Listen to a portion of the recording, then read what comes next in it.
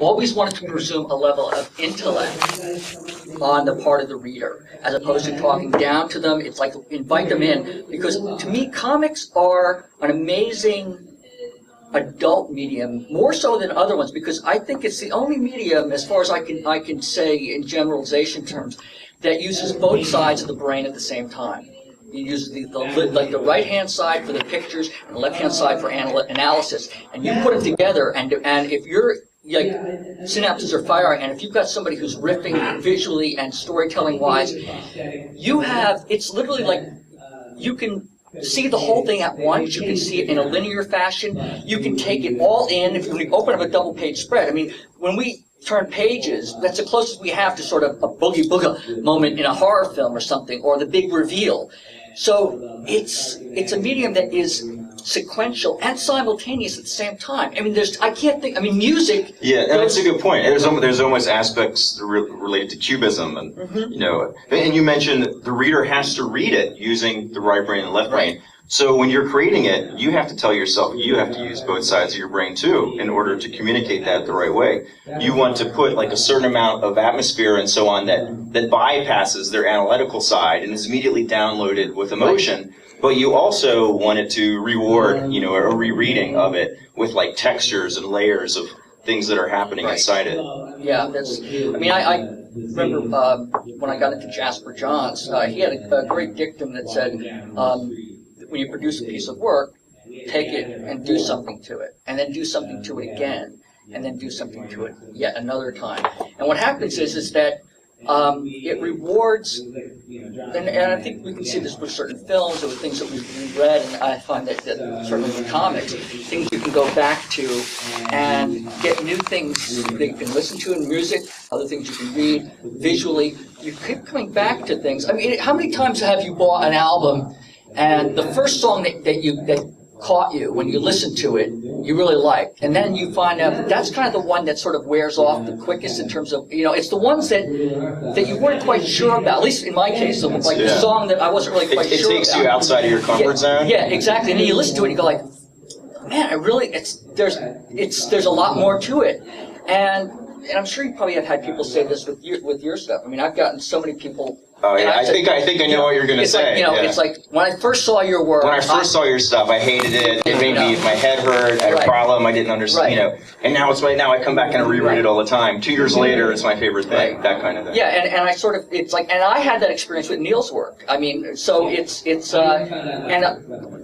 haven't really done anything. It's hopefully has to do with the level of maturing taste, perhaps, and I can't even say necessarily it has anything to do with any kind of gravitas or sort of hand nail to the forehead superiority. It just has to do with you find things that move you, and sometimes what moves you is not the blacks and the whites, but the grays. It's the levels of stuff in between, under the currents, and it feels a lot more infused with life as opposed to simply being the good hat, the black hat, the white hat. Also because this medium is such an intimate medium, where the reader is such an active participant.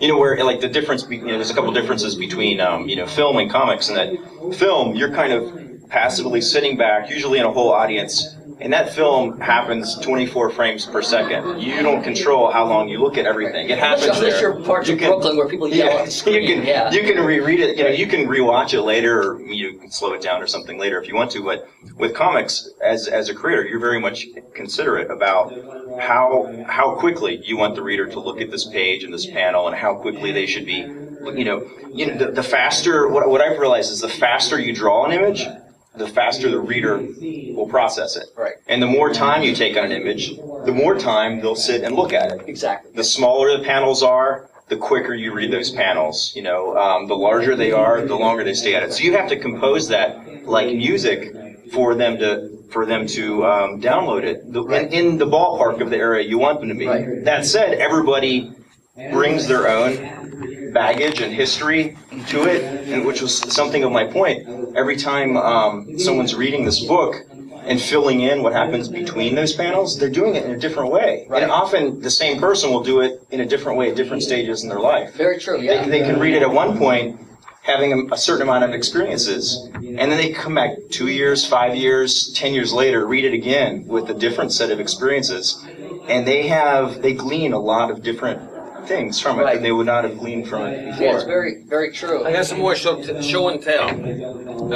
There's a couple of books. This is one of the collections of David's kabuki. This is my favorite to date, called The Alchemy. I'm going to pass this around. This is a project about the same time the Vertigo started. I started publishing an edgy little anthology called Tales from the Edge. And this was a 10th year anniversary we did, is the most recent Edge collection, which includes Bill and David.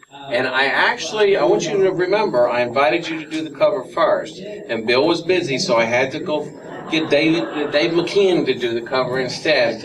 And this is David's new art book, Reflections, which I've just seen today for the first time, and it's just taken me by storm. And somebody, you can kind of hand these around. I want to get these back at the end, but I want to pass them around so you can see them. That reminds me, for the people who came in late, I was passing some books around, and you're, aside from those, which you went back, everyone else is welcome to take like one or two, whatever. There should be enough for at least each person in the room to have one, or more. So you're welcome to take one of those with you if you like.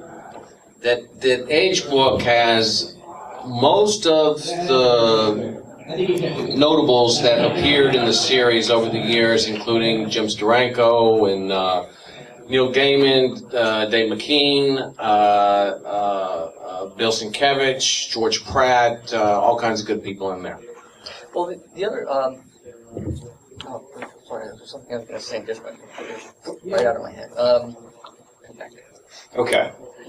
Well, I just am so fascinated by this idea of the nature of comics and what's interesting to me about them, and this magic that happens in between the panels. So you're very much thinking like, I want to orchestrate this with this here and this here, so that what's in the middle is actively processed with the reader. And but it's something you said earlier kind of reminded me of this when you said you don't want to give the reader too much. And you talked about how things were done before, where maybe, you have an illustration of someone arriving at the farm, and then they said, hey, we're arriving at the farm, and that word balloon, and then in the caption it says, meanwhile, they arrive in the farm. Right. Like, once you do that, there's not much for the reader to do, and so there's no real reason for them to use both sides of their brain to process things. And I find the more that you make people meet you halfway, the more when they set that book down, it stays inside the reader's head because they've had to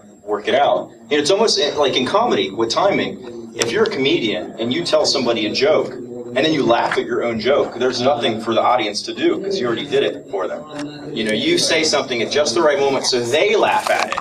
And that's what you have to do with the comedy.